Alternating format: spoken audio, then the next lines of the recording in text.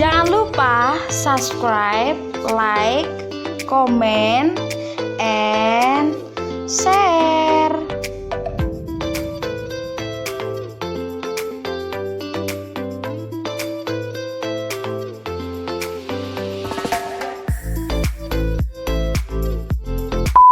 Assalamualaikum warahmatullahi wabarakatuh.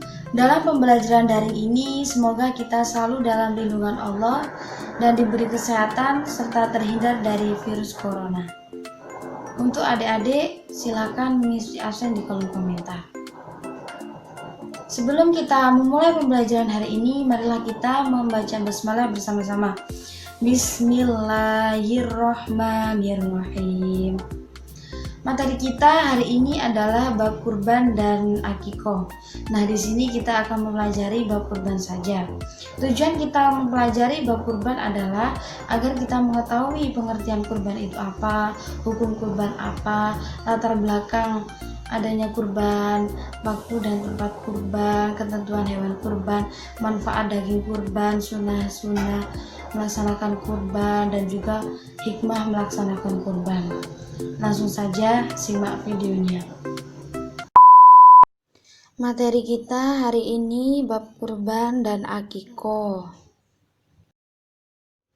Nah, di sini kita akan mempelajari tentang bab kurban, yaitu kita mengetahui pengertian kurban itu apa, hukum-hukum kurban, latar belakang terjadinya kurban, waktu dan tempat kurban dilaksanakan, ketentuan melaksanakan kurban, manfaat dan daging kurban, sunnah-sunnah melaksanakan kurban, dan hikmah melaksanakan kurban. Adapun pengertian kurban menurut bahasa berarti dekat, sedangkan menurut syariat kurban berarti hewan yang disembelih dengan niat beribadah untuk mendekatkan diri kepada Allah Subhanahu wa Ta'ala dengan syarat-syarat dan waktu tertentu. Kemudian hukum melaksanakan ibadah kurban. Sebagaimana telah dijelaskan dalam Al-Quran surat Al-Kautsar ayat 1-2. Bismillahirrahmanirrahim. Inna a'tainakal kautsar fasholli lirabbika wanhar, yang artinya sungguh kami telah memberimu Muhammad nikmat yang banyak, maka laksanakanlah sholat karena Tuhanmu dan berkurbanlah sebagai ibadah dan menegakkanlah diri pada Allah Subhanahu wa Ta'ala. Dari ayat tersebut, sebagian ulama berpendapat bahwa berkurban itu hukumnya wajib. Sedangkan jumhur ulama, sebagian besar ulama, berpendapat bahwa hukum melaksanakan kurban adalah sunnah muakkad dengan alasan sabda Rasulullah SAW, yang artinya, aku diperintahkan berkurban dan berkurban itu sunnah bagimu. Hadis riwayat Tirmizi. Hukum kurban menjadi wajib apabila kurban tersebut dinazarkan menurut Imam Maliki. Apabila seseorang membeli hewan dengan niat untuk berkurban, maka ia wajib menyembelihnya. Latar belakang terjadinya ibadah kurban.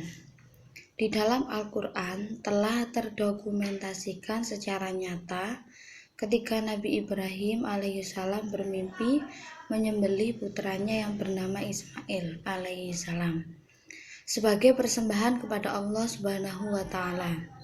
Mimpi itu kemudian diceritakan kepada Ismail alaihissalam, dan setelah mendengar cerita itu, ia langsung meminta agar ayah melaksanakan sesuai mimpi itu karena diyakini benar-benar datang.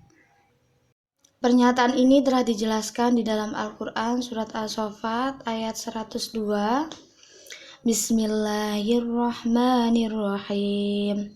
Falamma balagha ma'ahu sa'ya qala ya bunayya inni ara fil manam Ara fil manami anni adbahuka fanzur madza tara. Qala ya abati fa'al ma tu'mar.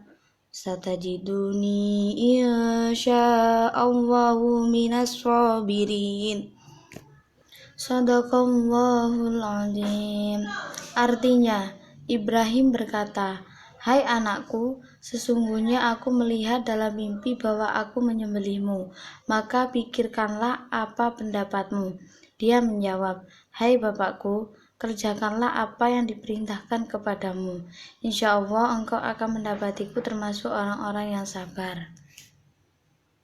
Hari berikutnya, Ismail alaihissalam dengan segala keikhlasan hati menyerahkan diri untuk disembelih oleh ayahandanya sebagai persembahan kepada Allah Subhanahu wa Ta'ala, dan sebagai bukti ketaatan Nabi Ibrahim alaihissalam kepada Allah Subhanahu wa Ta'ala. Mimpi itu dilaksanakan. Acara penyembelihan segera dilaksanakan ketika tanpa disadari yang di tangannya ada seekor domba. Hal ini berada dalam firman Allah Subhanahu wa Ta'ala, surat As-Saffat ayat 106-108, yang berbunyi, Bismillahirrahmanirrahim. Inna hadza lahuwal bala'ul mubin. Fahadainahu bidhihin azim. Wa tarakna alaihi fil akhirin, yang artinya sesungguhnya ini benar-benar ujian yang nyata dan kami tebus anak itu dengan sembelihan yang besar. Berikutnya waktu dan tempat menyembelih kurban. Waktu yang ditetapkan untuk menyembelih kurban yaitu sejak selesai Idul Adha 10 Zulhijjah sampai terbenam matahari tanggal 13 Zulhijjah. Sesuai sabda Rasulullah SAW, "Man kana dabaha qabla an tusalliya falyadbah makanaha ukhra." Muttafaqun alaih. Artinya, barang siapa menyembelih hewan kurban sebelum kita mengerjakan sholat, maka hendaklah ia menyembelih apa yang lain sebagai gantinya. Muttafaqun alaih. Kemudian tempat menyembelih sebaiknya dekat dengan tempat pelaksanaan sholat Idul Adha. Hal ini sebagai sarana untuk syiar Islam. Hal ini sesuai sabda Rasulullah SAW. Karena Rasulullah SAW yadbahu wa yanharu bil musalli. Rawahu Bukhari. Yang artinya Nabi SAW biasa menyembelih kurban di tempat pelaksanaan sholat Id. Rawahu Bukhari. Kemudian ketentuan hewan kurban. Hewan yang dijadikan kurban adalah hewan ternak, bisa unta, sapi, kerbau, kambing, atau domba. Adapun hewan-hewan tersebut dapat dijadikan hewan kurban dengan syarat telah cukup umur dan tidak cacat, misalnya cacat karena pincang, sangat kurus, atau sakit. Ketentuan cukup umur itu adalah domba sekurang-kurangnya berumur 1 tahun atau telah tanggal giginya. Kemudian kambing biasa sekurang-kurangnya berumur 1 tahun, unta sekurang-kurangnya berumur 5 tahun, sapi atau kerbau sekurang-kurangnya berumur 2 tahun. Hewan yang sah untuk dikurbankan adalah hewan yang tidak cacat, baik karena pincang, sangat kurus, putus telinganya, putus ekornya, atau karena sakit.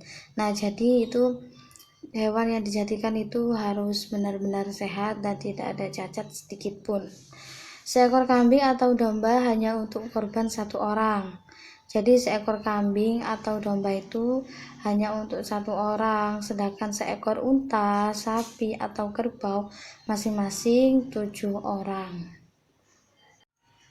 Hal ini sesuai sabda Rasulullah SAW yang artinya, kami telah menyembelih kurban bersama-sama Rasulullah SAW pada tahun Hudaybiyah, seekor unta untuk 7 orang dan seekor sapi untuk 7 orang. Kemudian pemanfaatan daging kurban.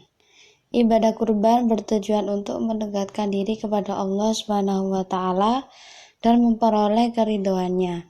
Selain itu juga sebagai ibadah sosial untuk menyantuni orang-orang yang lemah. Daging kurban sebaiknya dibagikan kepada fakir miskin masih daging mentah dengan ketentuan sebagai berikut. 1/3 untuk yang berkurban dan keluarganya, 1/3 untuk fakir miskin, 1/3 untuk hadiah kepada masyarakat sekitar atau disimpan agar sewaktu-waktu bisa dimanfaatkan. Hal ini sesuai sabda Rasulullah SAW, yang artinya Rasulullah SAW telah bersabda, daging kurban itu makanlah, sedekahkanlah, dan simpanlah. Namun apabila kurban itu diniatkan sebagai nazar, maka daging wajib diberikan kepada fakir miskin. Orang-orang yang kurban tidak boleh mengambil meskipun sedikit. Kemudian sunah-sunah dalam menyembelih. Pada waktu menyembelih hewan kurban disunahkan melaksanakan sunah-sunah yang berlaku pada penyembelihan, biasanya seperti membaca basmalah, membaca sholawat, menghadapkan hewan ke arah kiblat, menggulingkan hewan ke arah rusuk kirinya, memotong pada pangkal leher, serta memotong urat kiri dan kanan leher hewan. Kemudian membaca takbir, Allahu Akbar, membaca doa sebagaimana diajarkan oleh Rasulullah SAW. Allahumma taqabbal min Muhammadin wa ali Muhammadin wa min ummati Muhammad. Yang terakhir, orang yang berkurban menyembelih sendiri hewan kurbannya. Jika ia mewakilkan kepada orang lain, ia disunahkan hadir ketika penyembelihan berlangsung. Selanjutnya, hikmah berkurban. Hikmah kurban sebagaimana yang disyaratkan oleh Allah Subhanahu wa Ta'ala mengandung beberapa hikmah, yaitu bagi pelaku, bagi penerima maupun kepentingan umum, yaitu sebagai berikut. Yang pertama, bagi orang yang berkurban, yaitu menambah kecintaan kepada Allah Subhanahu wa Ta'ala. Yang kedua, menambah keimanan dan ketakwaan kepada Allah Subhanahu wa Ta'ala. Yang ketiga, menunjukkan rasa syukur kepada Allah Subhanahu wa Ta'ala. Yang keempat, mewujudkan tolong-menolong, kasih mengasihi, dan rasa solidaritas. Kemudian hikmah bagi penerima daging kurban, yaitu menambah keimanan dan ketakwaan kepada Allah Subhanahu wa Ta'ala. Yang kedua, bertambah semangat dalam hidupnya. Kemudian bagi kepentingan umum, memperkokoh tali persaudaraan karena ibadah kurban melibatkan semua lapisan masyarakat. Yang kedua, menumbuhkan dan meningkatkan kesadaran beragama baik bagi orang yang mampu maupun yang kurang mampu. Sekian pembelajaran dari Ibu. Apabila ada yang tidak dimengerti, silakan dipertanyakan di kolom komentar. Baik, untuk adik-adik silakan merangkum materi hari ini dan dikumpulkan minggu depan. Dan semoga pembelajaran ini dapat bermanfaat bagi kita semua. Akhir kata, wassalamualaikum warahmatullahi wabarakatuh.